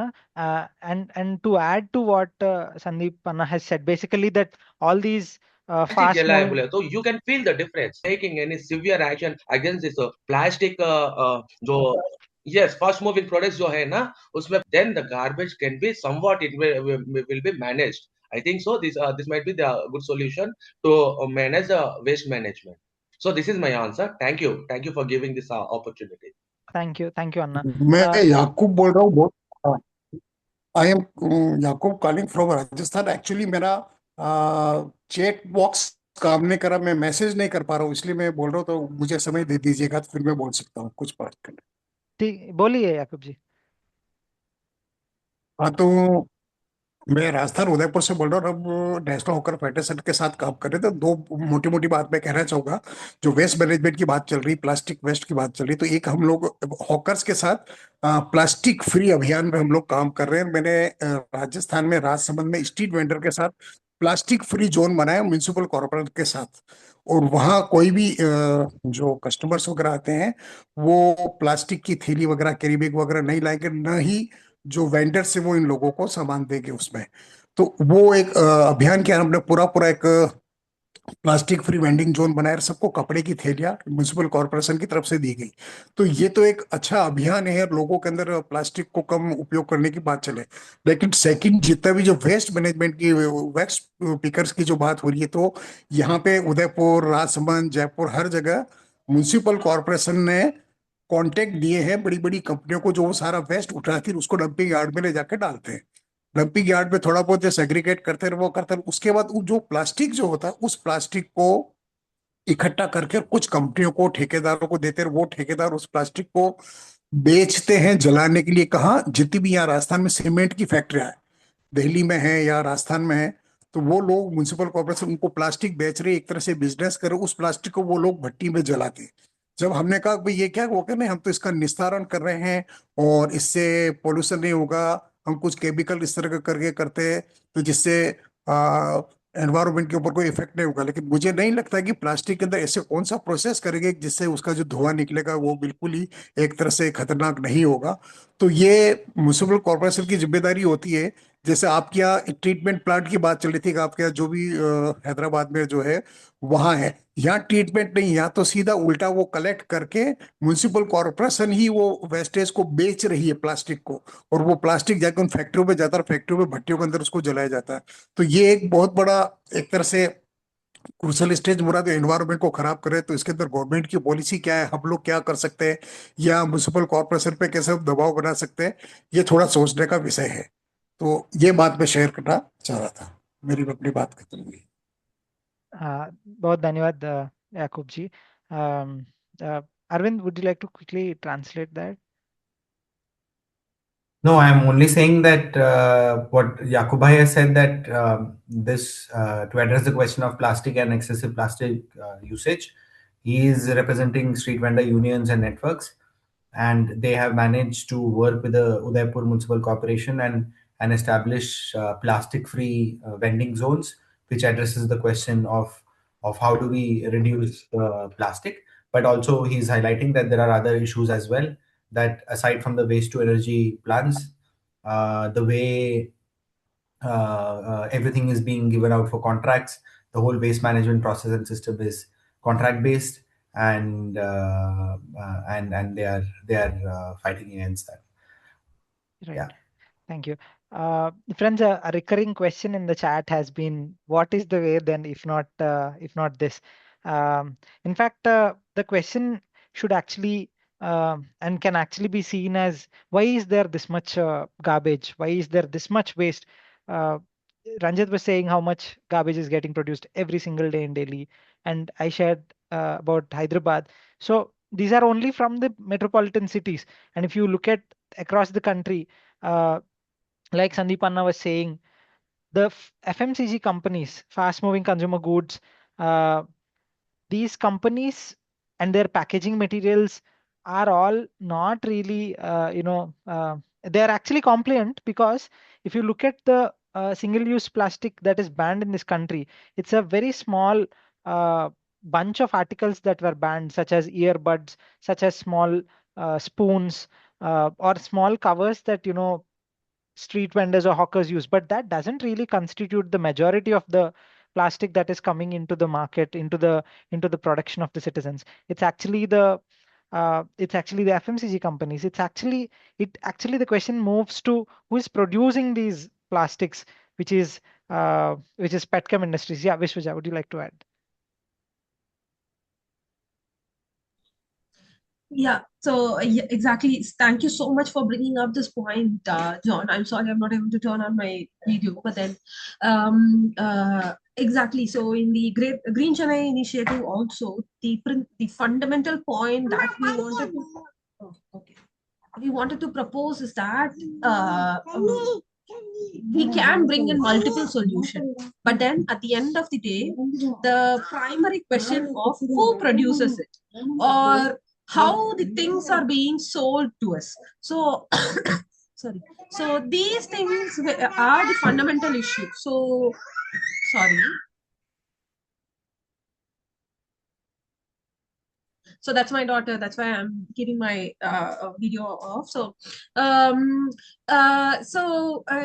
thing is, we all know, like, it's a larger picture that we have to start seeing and then talking about, and if we are not doing that, one, we will be stuck in dealing with the end of pipeline solutions like WTEs or chemical pyrolysis or any alternative things that are being proposed to us. But here, we all know that energy sector is moving towards renewable energy, and we also know that transport sector is moving towards, again, battery operated or electrical, like electronic vehicles. So in that case, our oil and gas consumption, the primary source from which 99% of all the plastics or non-recyclable waste that are being generated comes from fossil fuel. So we all need to acknowledge that while we talk about WTEs or any other waste management solutions.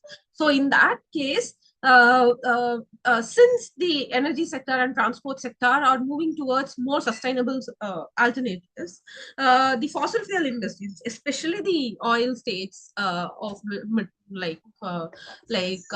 Iran, Saudi Arabia, or the US, including India, they actually strongly push for this production of plastics more and more. There is this famous quote which is said, which says that plastic is now seen as the plan B of like oil and gas sector. So once these things are getting reduced because of the alternate, like sustainable and alternative technologies, especially this plastic and petrochemical industries, is moving more and more into the dependence of oil and gas, and then particularly for that they will be producing oil and gas in the future, even though we transition to energy alternatives or transport alternatives. For example, we all know that LPG, the gas cylinder that we use at our home, like is made out of steel or iron or whatever material, like sustainable material. We reuse it, right? Recently, like last year somewhere in Bangalore or Chennai, I saw it is being made out of HDPE, like it is being made out of plastic. So one day where every single thing around us will be replaced by plastic, and it will be pushed or imposed upon the consumers and say that it is consumer problem and it is not any other problem. So, and also they will say it is not just consumer problem, it is waste mismanagement problem. But really, we have to stop here, take a step back, and then see from where all these is originating, from where all these is coming. So unless we address the real root cause of this problem, we will be fighting different cases, but same struggle across the country or across the globe. Thank you. Thank you. Thank you so much, Vishwaja. It actually brings to the center of the discussion really that it is because that so much plastic is being produced than we need it, that there is this much of consumption. If it takes a back step, then we actually can manage our own. People have ways of how they can manage. Um, um, Dwiji has raised their hand. Because we are inching towards the conclusion, I'll request you to please be brief. या thank you धन्यवाद। मेरा नाम द्विजी है, मैं बैंगलोर में रहता हूँ और अलग अलग जगहों पे किसानों के साथ और खाना पोषण के बारे में काम करता हूँ।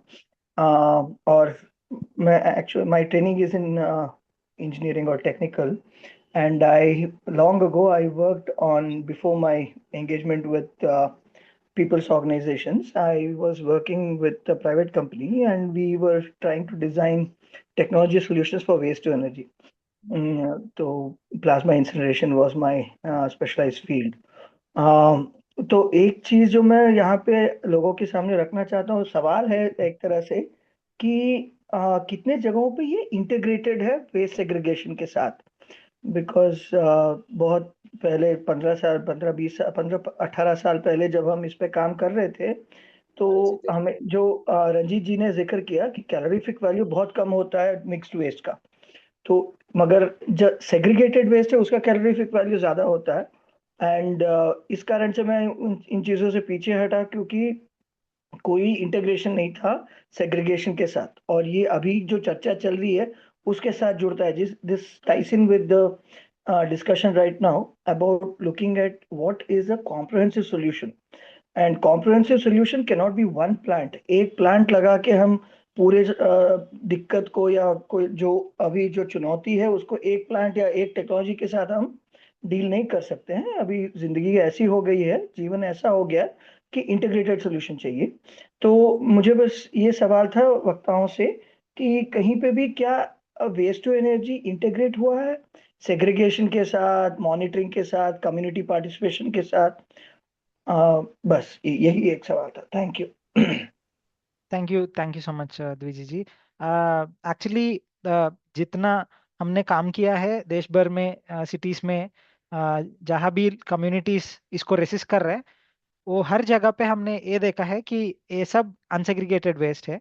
And as Ranjit was saying, that these technologies actually want unsegregated waste also. There are grades of these waste to energy plants, but again, like you said, one common centralized solution cannot actually tackle the huge mammoth waste, municipal solid waste problem that we're facing today in our country. In fact, it's a problem across the world.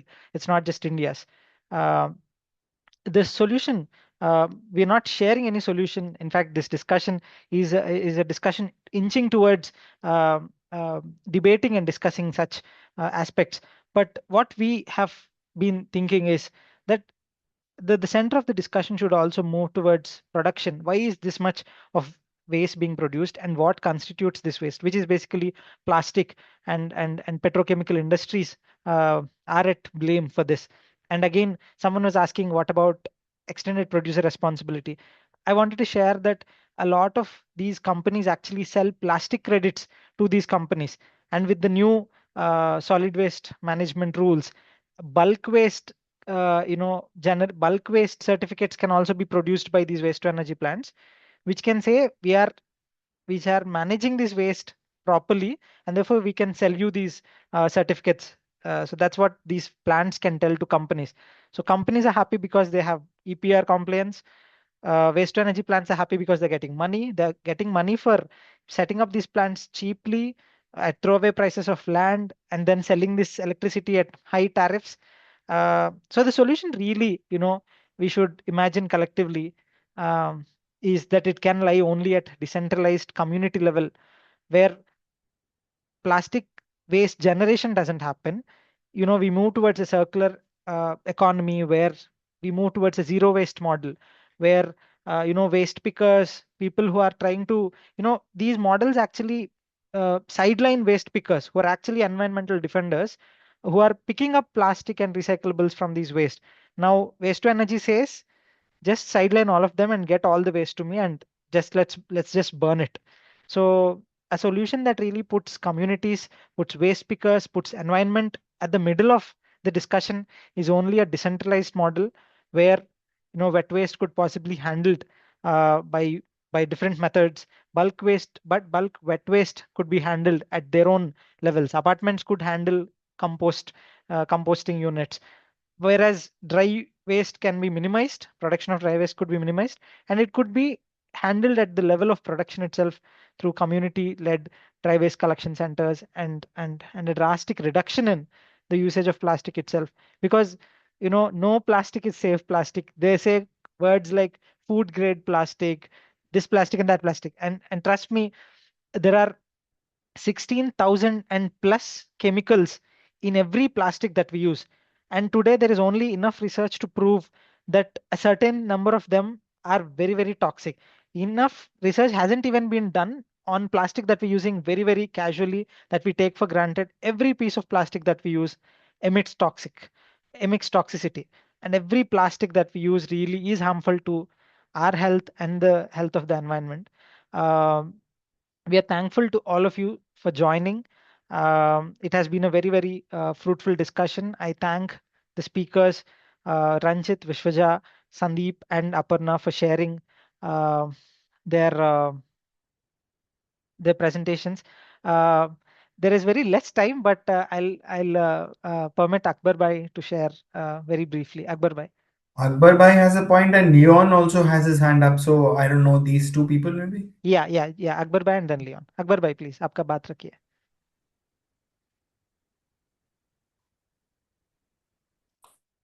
Akbar Bhai.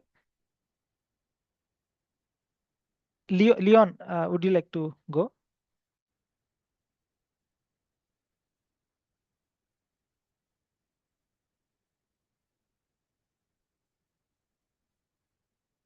Leon is not on the call. Hello? Yeah, please. Yeah, so I've been working on the solid waste management case in Bangalore for a long time. Can you hear me? Yes. Hello? Yeah, please go ahead. Hello. Yeah. 2 minutes, huh? Can you hear me? Hello? Yeah, please go ahead. Yeah. So I've been working on this solid waste management case for a long time. In Bangalore also there's a PIL. And the thing is what I see is that it's just a comment. The thing is we need to have a robust recycling sector in this country, where the government should subsidize, and until we have a robust recycling industry in the ecosystem, this waste problem is going to keep because there's a nexus between the contractors. Like, contractors want us to mix waste so that they have more waste to transport, and there's a huge nexus there, and a lot of money is what they're after. So I feel that if we have a good recycling sector, and if we can demand for a good recycling sector, and the sector having good subsidies and tax breaks and all of that, a lot of jobs will be created, and all this waste will get recycled into something better. So it's just a suggestion from my side. Thank you. Thank you, Leon. One more thing that comes up again is how much plastic that gets produced is recyclable. If you look at multi-layered plastics, MLPs, and a lot of plastic, even waste pickers don't pick them up because they do not have an incentive to, pick them. Uh, so the question of recyclability also comes to a side when the amount of production is disproportionately high, uh, and the cost of recycling is higher than producing fresh and new plastics. But thank you so much for bringing in the perspective. Akbar भाई आपका mic अभी on हो रहा है क्या? Okay. एक बार unmute करने का Sorry. कोशिश करो क्योंकि मैं होस्ट नहीं हूं, मैं कर नहीं पा रहा। जॉन एक बार ट्राई करो अकबर भाई का। हाँ, I tried clicking on ask to unmute. No, but I wrapped it on that bit. Okay, Akbar भाई. No, the buds are long, so I didn't want to break it.